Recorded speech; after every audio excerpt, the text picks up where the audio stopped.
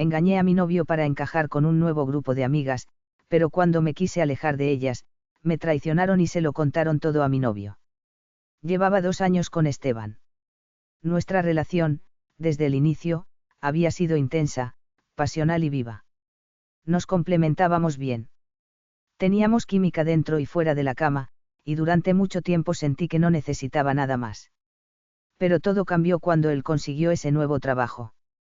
Su rutina empezó a girar exclusivamente en torno a su empleo, largas jornadas, llamadas en la noche, correos de emergencia. Y aunque intentaba estar presente, ya no era el mismo. Llegaba agotado, se quedaba dormido viendo series, y hasta nuestros encuentros íntimos empezaron a ser esporádicos. No es que haya dejado de amarlo, pero sí sentía que el fuego de antes se estaba apagando poco a poco. Buscando algo que me ayudara a salir de esa monotonía y, de paso, mejorar mi currículum, decidí unirme a un voluntariado vinculado a una organización importante. Era una gran oportunidad profesional, y aunque no era remunerado, sabía que podía abrirme puertas. Sin embargo, lo que no esperaba era que el grupo de chicas que lideraban el proyecto fuera tan cerrado, tan selectivo. Al principio me sentí completamente fuera de lugar. Todos parecían tener un código interno, una forma de hablar, de vestirse, de comportarse. Se notaba que eran superficiales, pero también entendí que si quería mantenerme ahí el tiempo suficiente para obtener esa bendita constancia con recomendación, tenía que adaptarme. Hice de todo para encajar. Les reía las bromas, escuchaba sus chismes, fingía interés en temas que me aburrían. Incluso llegué a cambiar la forma en que me vestía para que me dieran más acorde al grupo. Me odiaba un poco por dentro, pero me repetía que era solo por unos meses. Que valía la pena. Y lo cierto es que al final empecé a caerles bien. Me invitaban a sus reuniones, me incluían en sus planes, y ya no me miraban como la nueva. Dentro del grupo, Alejandra era claramente la que mandaba. Todo giraba a su alrededor. Era atractiva, extrovertida, y tenía contactos importantes dentro del voluntariado. Si alguien podía influir en la constancia que recibiría al final, era ella. En varias de nuestras salidas, Alejandra traía a su hermano. Él tenía un par de años menos que ella y se notaba que lo sabía todo sobre cómo llamar la atención. Tenía esa mezcla de arrogancia y encanto que hace que las chicas lo miren 2 veces. Yo también lo noté. Y más aún, noté que él me miraba. Siempre encontraba maneras de acercarse, de hacerme comentarios sueltos, de buscar contacto visual. Incluso en una oportunidad me ofreció llevarme a casa cuando salimos de una reunión tarde. Pero yo siempre encontraba la manera de mantenerme dentro del grupo y evitar quedar a solas con él. Una noche, Alejandra organizó una pijamada en su casa como una forma de cerrar filas con el grupo. Acepté sin mucho entusiasmo, pero sabía que no podía rechazarla. Querían seguir mostrándome como alguien confiable, dispuesta a integrarse. Esa noche todo parecía normal, comida, música, un poco de vino, conversaciones sin importancia.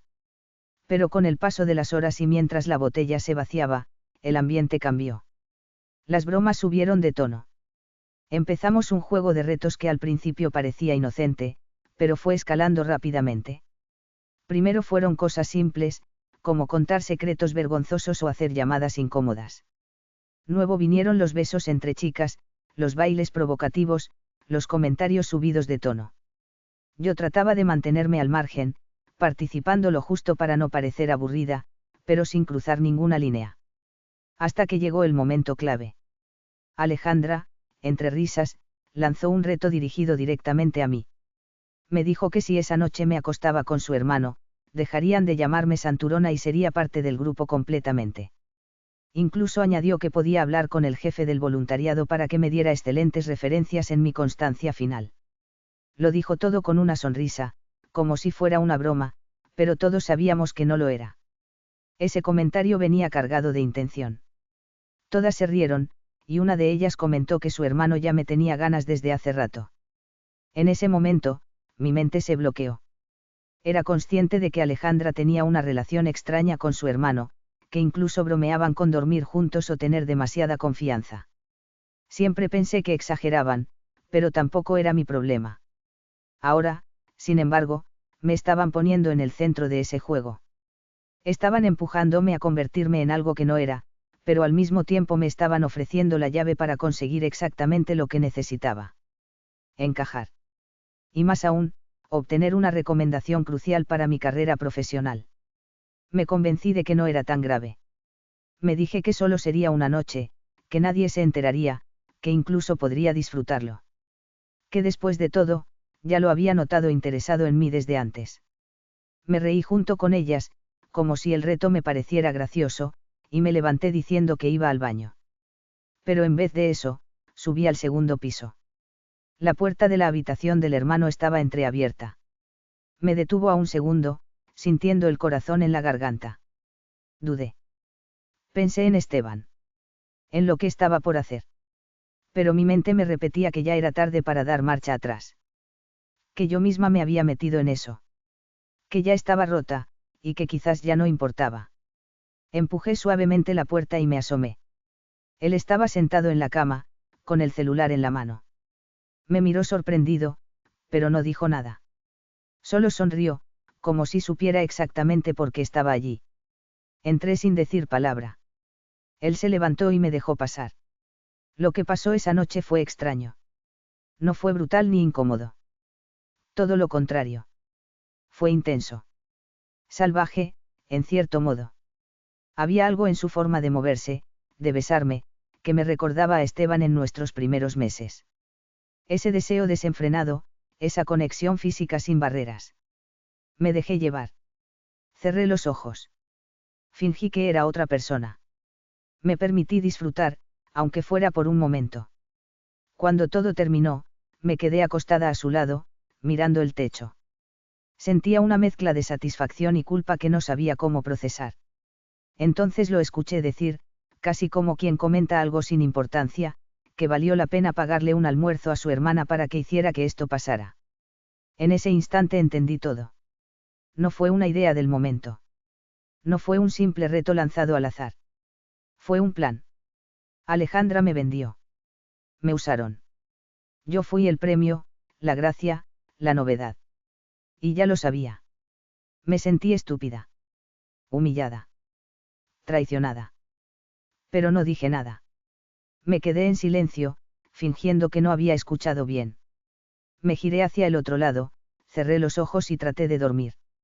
No porque quisiera quedarme, sino porque ya estaba demasiado rota para reaccionar. Cuando escuché aquella frase del hermano de Alejandra, algo en mí se quebró. No era solo la humillación de haber sido parte de un plan, sino la conciencia de que fui cómplice voluntaria de esa manipulación. Me habían usado, sí, pero no fue forzado. Me dejé llevar. Me entregué. Y lo peor de todo, lo disfruté. Mientras trataba de dormir a su lado, sin saber si debía quedarme o irme, recordé las veces en que Alejandra se burlaba de las chicas que creen en el amor eterno. Solía decir, con tono sarcástico, que ese tipo de mujeres terminaban solas o con maridos que las engañaban en cuanto podían. Que era mejor aprovechar lo que una podía dar y recibir, sin dramas ni ilusiones tontas. En ese momento, sus palabras resonaban en mi cabeza como una justificación tardía. Tal vez tenía razón. Tal vez yo había sido un ingenuo todo este tiempo. Tal vez merecía esto por creer que con amor bastaba. Durante los días siguientes, me costó mirarme al espejo sin sentir esa mezcla de vergüenza y placer. Por un lado, sabía que me habían manipulado, que lo ocurrido fue una transacción pactada entre dos hermanos enfermos. Pero por otro lado, me sentí viva. No podía negar que el sexo fue increíble, que la sensación de ser deseada con tanta intensidad me hacía sentir poderosa. Por primera vez en mucho tiempo, sentí que alguien me quería, aunque solo fuera por una noche. Lo sorprendente fue que no se quedó solo en una noche. El hermano de Alejandra volvió a buscarme. Me escribió por redes, me comentó un par de fotos, me preguntó si nos veríamos de nuevo. Y yo, en lugar de ignorarlo como sabía que debía, respondí. Al principio con cautela, luego con más soltura. Terminamos encontrándonos de nuevo. Y luego otra vez. Y otra. Pasaron semanas así. Nos veíamos en secreto, a espaldas del grupo y de Esteban. Algunas veces en casa de Alejandra cuando no estaba, otras en algún departamento prestado por una de sus amigas. Nunca hablábamos mucho. No era una relación. Era algo físico, Sucio, clandestino. Pero adictivo. Me hacía sentir deseada, importante, transgresora. Como si finalmente hubiera dejado de ser la versión aburrida de mí misma que Esteban había moldeado con los años. De pronto, encajaba por completo con el grupo. Ya no era la santurrona. Sabía cómo moverme, qué decir, cuándo reírme y qué secretos callar. Entendía las dinámicas, las alianzas veladas, los juegos de poder entre ellas. Incluso empecé a notar cómo trataban con condescendencia a las chicas nuevas que entraban al voluntariado. Me vi a mí misma repitiendo los mismos patrones que antes me incomodaban y no me importaba. Sentía que ese era el precio por sobrevivir ahí. Por ganar. En casa, en cambio, todo era distinto. Esteban seguía siendo el mismo, amable, atento, incluso cariñoso. Pero cada vez que intentaba acercarse con intenciones íntimas, algo en mí se resistía. Ya no me provocaba. Ya no me encendía. No era solo culpa. Era que él lo hacía como siempre, con ese ritmo pausado, rutinario, predecible. No como lo hacía al inicio de nuestra relación, cuando todo era nuevo y espontáneo. Cuando me tomaba por sorpresa, cuando me hacía sentir irresistible. Ahora era más bien parte de una agenda, si había tiempo, si no estaba cansado, si no tenía reuniones temprano. Y yo, en cambio, ahora conocía otra forma de sentirme viva. Así que empecé a evitarlo. Me inventaba excusas, que estaba muy cansada, que me dolía la cabeza, que tenía que levantarme temprano por el voluntariado. A veces simplemente me volteaba y fingía estar dormida. Y él, como siempre, no presionaba. Nunca fue de exigir, y eso me hacía sentir peor. Porque me daba cuenta de que seguía siendo un buen hombre. Y aún así, yo estaba traicionándolo. A ratos me sentía culpable. Me miraba en el espejo y no reconocía a la mujer que era. Me preguntaba qué había sido de aquella versión de mí que creía en el amor, en la fidelidad, en el compromiso. Pero siempre llegaba una de mis amigas con su discurso tranquilizador, diciéndome que complementar a la pareja no era traición, que nadie podía vivir para una sola persona toda la vida, y que si mi relación estaba estancada, era natural buscar algo que me devolviera la chispa. Ahora si estás viva, me decían. Ese tipo no era para ti. Y yo quería creerles. Porque pensar lo contrario implicaba admitir que estaba destruyendo todo por nada. De alguna forma, terminé convenciéndome de que si él me seguía buscando, tal vez había algo más entre nosotros. Que no podía ser solo sexo si él volvía una y otra vez. Que tal vez, en el fondo, él también sentía algo. Empecé a hacerme ilusiones pequeñas, tontas. Como que quizás podríamos vernos más seguido o tener citas normales. Pero nunca pasó. Siempre era lo mismo, una invitación breve, un encuentro rápido, un mensaje cortante después. Y aún así, yo seguía ahí. Mientras tanto, en casa, Esteban comenzaba a darse cuenta de que algo no estaba bien. Me preguntaba con más frecuencia si todo iba bien, si necesitaba hablar de algo, si me sentía presionada. Y yo siempre decía que no, que todo estaba perfecto. Que solo era el cansancio del voluntariado, que estaba muy estresada por los informes. Le daba una sonrisa falsa, un beso rápido, y seguía con mi rutina. Había noches en las que lo miraba dormir y me preguntaba qué me pasaba. ¿Cómo había llegado a ese punto? Pero en vez de detenerme, hundía la cabeza en la almohada y me decía que ya era tarde. Que había cruzado una línea sin retorno. Ahora formaba parte de otro mundo. Un mundo donde las reglas eran distintas. Donde todo era un juego, y yo ya no era la misma chica que decía creer en el amor. Esteban no era tonto. Nunca lo fue. Aunque no decía nada, aunque no hacía escenas ni preguntaba con insistencia, empecé a notar pequeñas señales. Su forma de mirarme había cambiado. Su silencio se volvía más largo, más pesado. Había algo en el ambiente que me decía que, si seguía por el camino en el que estaba, lo iba a perder todo. Decidí terminar lo que tenía con el hermano de Alejandra. No hubo ninguna escena. Solo dejé de contestarle. Me limité a rechazar sus invitaciones y eventualmente le escribí un mensaje breve diciendo que esto ya no podía continuar. Su respuesta fue fría. Básicamente me dejó claro que no le gustaba que lo usaran para experimentar. Fue irónico, considerando que eso fue exactamente lo que él y su hermana hicieron conmigo. No esperaba que lo tomara bien, pero no me importaba. Había llegado a un punto en el que lo único que quería era alejarme de ese mundo. Me di cuenta de que estaba perdiendo algo mucho más valioso por vivir una fantasía que, en el fondo, nunca me perteneció. Por eso también decidí terminar anticipadamente con el voluntariado. Y sí, se puede salir antes. Uno puede renunciar en cualquier momento, aunque eso signifique no recibir la constancia final ni la recomendación formal. Para mí, en ese momento, eso ya no tenía sentido. Ya no me interesaba esa constancia si tenía que seguir viviendo como alguien que no reconocía. Sabía que, aunque dijera que lo hacía por trabajo, en realidad todo fue una excusa para justificar decisiones que me alejaban cada vez más de Esteban. Me estaba convirtiendo en una versión de mí que despreciaba. Y no quería que él lo supiera. No quería que me descubriera y me dejara. Irónicamente, esa decisión la tomé porque aún no amaba. Le conté a las chicas que había terminado con el hermano de Alejandra y que me retiraba del grupo. Les dije que esperaba verlas en otro momento, pero por dentro no quería saber nada más de ellas. No hubo lágrimas ni reclamos. Solo algunas miradas incómodas, algún comentario sarcástico y despedidas secas. No les gustó nada, eso fue evidente. Pero como siempre, mantuvieron la fachada. En ese grupo, nadie muestra debilidad. Ni siquiera al romperse. Cuando volví a casa esa tarde, lo supe antes de entrar. Alejandra estaba con él. La sangre me bajó de golpe. Ella se levantó con una sonrisa falsa, se despidió de Esteban con un beso en la mejilla, me lanzó una mirada neutra y salió sin decir una palabra.